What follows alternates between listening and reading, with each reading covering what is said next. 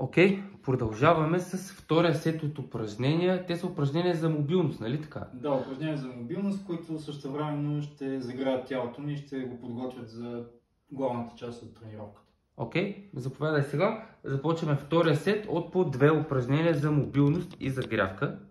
Така, първото упражнение от следната позиция. Заобляме максимално горната част на гърба, след което извиваме кръста. Заобляме и правим максимална чупка от кръста. Показвам от друг ъгъл.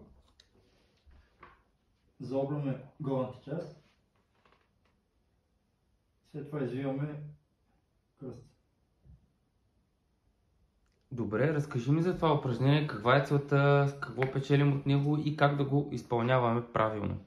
Целта тук на това упражнение е да се стремим обхватът на движение да е максимален, т.е. максимално да заоблюме раменете и максимално да извиваме кръст. Като тук идеята е да подготвим тялото, да загреем всички мускули и стави около раменете, да загреем кръста в различните обхвати на движение, за да може по този начин да се предпазим от контузии. Добре, колко повторения да изпълним? Пак 10 повторения от едното и 10 повторения от другото упражнение, като Всъщност без почивка. ти току-що показа само първото упражнение от втория комплекс. Да, всъщност. Да, т.е. тук говорим 10 пъти с навътре и навънка гърдите. Да. Окей, бавно контролирано, нали? Бавно контролирано с максимален обхват на движение. Добре, веднага след като завършим изпълнението на упражнението, преминаваме към второто упражнение от този комплекс. Да. Второто упражнение от позиция за лицева пъла. Вдигаме таза максимално високо, след което сваляме додолу максимално. Показвам от друг ъгъл. Добре, покажи го няколко пъти. Сваляме таза, след което вдигаме максимално.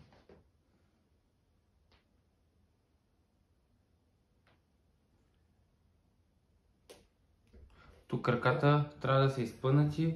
Въобще, какви са нещата, които трябва да внимаваме? Опитваме се да са изпънати краката. По принцип, колкото по-изпънати са, толкова по-трудно става по самото упражнение. Целта тук е пак да загреем властта около кръста, също така да загреем и задната част на краката, задното бедро, пръстците и раменете. Добре, би ли го показал още веднъж? Да внимаваме за изпълнението на техниката. От тук сваляме таза максимално надолу.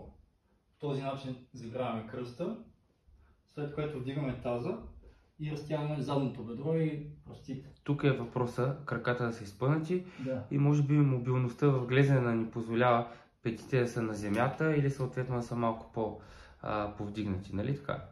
Да, тук мобилността от глезена, по-конкретно ахилес, който е много важен при сноуборда, защото при всякакви навеждания напред разтягаме този мускул, прасеца и ахилеса. Затова е хубаво да подготвим тялото с това упражнение.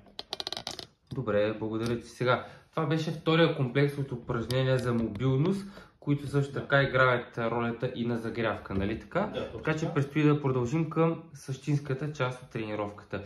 Само още веднъж тези две упражнения правим 3 серии от по 10 повторения. Да, добре, тук по-скоро може би някакви прогресии не са ни толкова необходими, тъй като каза, че играят ролята на загрявка. Тук няма много прогресии, просто се стремим да използваме пълно всеобхватно движение, с което разполагаме.